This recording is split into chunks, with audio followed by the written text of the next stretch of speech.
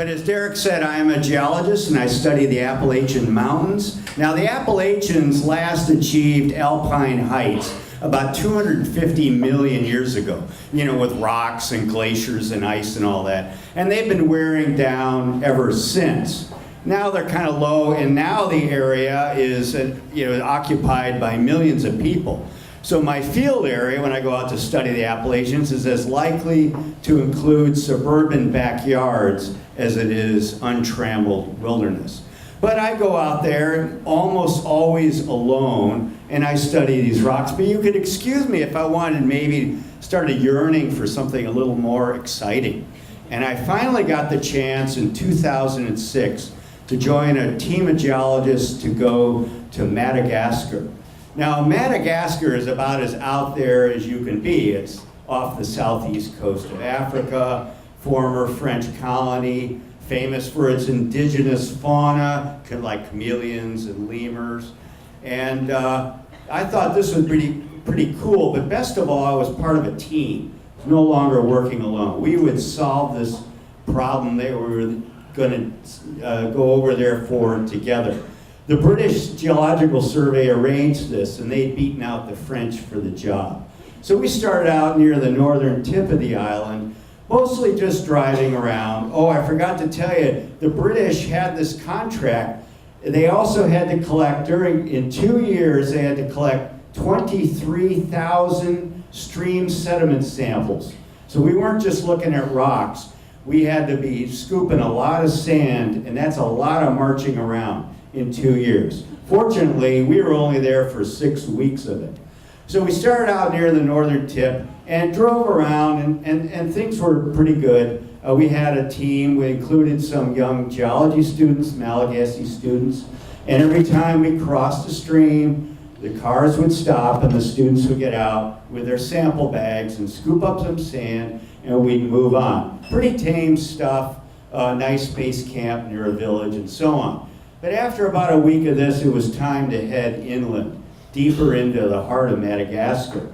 My colleague Keith and I flipped a coin to see who would go and who would stay behind, because only one of us could go. I won the toss. The next day, I went with this team of geologists, students, and also cooks and other support staff. And we headed down into the bush. Now, the bush in Madagascar is not unbroken rainforest. It's long ago been cleared by agriculture and farming. It's more like a French countryside, kind of a patchwork of fields and forests with little villages dotting the countryside. So we went down there, and my companion during this period, my American colleague, was a guy named Bob. Now, Bob had been there a number of times before, and he was pretty much one of the leading experts on the geology. And Bob was a little cocky, a little arrogant. He tended to make decisions on his own without consulting anyone else, even though we were part of a team. And he kind of reminded you, he also didn't speak French, so his way of communicating was to speak English a little louder. And so, you know, but he kind of had the air of the great white hunter, you know, in those old jungle films. But, you know, I prided myself in my ability to get along with anyone, including someone like Bob, who we could call Buona Bob. And I must admit that did test my ability, but no matter, I was part of a team. I had taken a whole lot of vaccines. I was taking anti-malarial medicine. I felt good. You know, let's do this. Well, the highlight of the whole trip was a 4-day raft trip in a roadless area through the heart of northern Madagascar. Now, naturally, Bob had arranged this. I didn't tell you, Bob was also an Eagle Scout. So he was always prepared. He had great leadership skills, just not the best people skills. Whenever we passed a remote village, Bob had extra medicine to give out to the local doctors. So I admired him for that. And he had arranged this raft trip with a French outfitter. And these pontoon boats with aluminum frames that could be broken down and carried if necessary. So we picked this river to go down. and drove to a village near the end of the road, near the start of the river that we were going to do. And we met with the mayor of the village. Now, most of the villages around there are thatched huts, pretty remote area. And we talked to the mayor in French and told him what we wanted, and he whispered in someone else's ear, and that guy left. And about 10 minutes later, all the able-bodied men and boys of the village were crowding around us. And the mayor pointed to this guy and that guy, and one by one they climbed into the back of our pickup trucks. These were our porters. Wow, this really was turning into a jungle flick. And we drove to the very end of the road and then started hiking. Now the porters had staggering loads.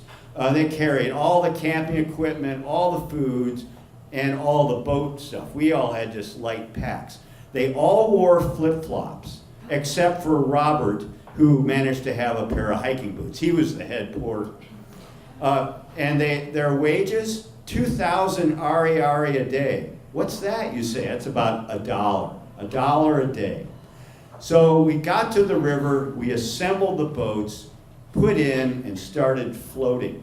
Now, the scientists, the geologists started floating. The porters were, of course, hiking along the river, following us on trails. They were going up and down with our loads, and then we'd meet later for a camp out. Well, the river was pretty neat. There were glorious outcrops that we could study. Unfortunately, there were a bit too many of them. And we kept having to get out, drag the boat over another rock outcrop, put back in, and then float another short distance, get out and do it again. After a couple days, we realized why this river had never been floated before. It was indeed unnavigable. Well, I still held out for some open water ahead, but Bwana Bob made the unilateral decision, as was his nature, to end the float part of the trip. And I was so mad. You know, I had this vision of floating through African wilderness on this thing. But no, what was done was done. We got out, we disassembled the boats, and we started hiking with the porters. Uphill and down dale, and every time we crossed a stream, guess what? We had to get one of those infernal stream sediment samples. But we were all together. It was actually a better view of the countryside than we would have gotten in the middle of the river. So that was of some consolation. Finally, we got back to the village where we had picked up the porters, having done a huge loop, marching most of the way. Then it was payday for the porters. Well, this was an exciting time and a rowdy time. They all cheered as each one of them got their meager wages. And then within seconds of the last guy getting paid, they all disappeared into the nearest bar, and that's the last we saw of them. Bwana Bob said, well, it's time to go. So we did. So we ended the whole expedition on in a village on the east coast of Madagascar. This was a fishing village, and it was rather lovely. So I would go out before work, it was my first view of the Indian Ocean. So there was beach along there. I would go collect shells before we had to leave for work. I'd watch the fishermen go out in their dugout canoes every morning with their nets to go fishing. I even had my own bed, my own room, and a shower, which I shared with 6 or 8 frogs. So it was a pretty good deal, but you know, at the same time, I'd been there a long time, and although I was healthy, I contracted the worst case of homesickness I've ever had. And this was not helped by the fact that I could only talk to my family for 15 minutes a week on a satellite phone. It was starting to get to me. Bwana Bob was starting to get to me, you know. But Bwana Bob cheered me up. He said, I'm going to let you do your own thing. I'm going to give you get one day, you can take a couple of the students, go pick an area and study it. Well, the roads around there are paved, so you can get around quickly. So I excitedly picked up a topo map and looked, and I saw this mountain that we could get to pretty quickly, and on the far side was one of those streams, got to do your duty here, and maybe some rock we could study. So we would park the car, hike around the mountain, do what we needed to do on the far side and do a complete loop. So this was great. So I got the students, we drove to the trailhead, parked, and started heading in, and partway around we came to a village, one of the very primitive thatched hut villages. And I was emboldened my experience with the porters, so I figured, I'm gonna hire a guide to take us around. This will work great. So in my best high school French, I asked this guy, and he smiles and shakes his head. So I'll go to another guy. You want to take it? No, smiled and shook his head. What's wrong with, don't they want to earn a little money? No matter, I had the map. We kept going around the mountain. And unfortunately, the land started dropping as soon as we left the village, and the stream on the other side turned into this broad, swampy area. Well, we were going to complete this traverse, get over to the other side. So we started wading in. And it got deeper, and it got deeper, and it got deeper. And finally, at thigh deep, I decided to call it off. We weren't going to make it across. Crestfallen, we turned around and went back to the village. We told them what had happened, and they laughed and said, oh, that's favorite crocodile habitat. But you're okay. They only attack you when the water is waist deep, not when it's thigh deep. Needless to say, I was not reassured by this. In fact, I was just mortified that I'd led those students into danger like that. So we got back to the village that night, and my spirits were as low as they've ever been.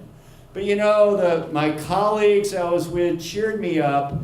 Bob patted me on the back, and you know, things kind of sunk in. The trip came to an end. A couple of days later, I actually got to hire a guy in a dugout to go look at something else, and we didn't run into crocodiles.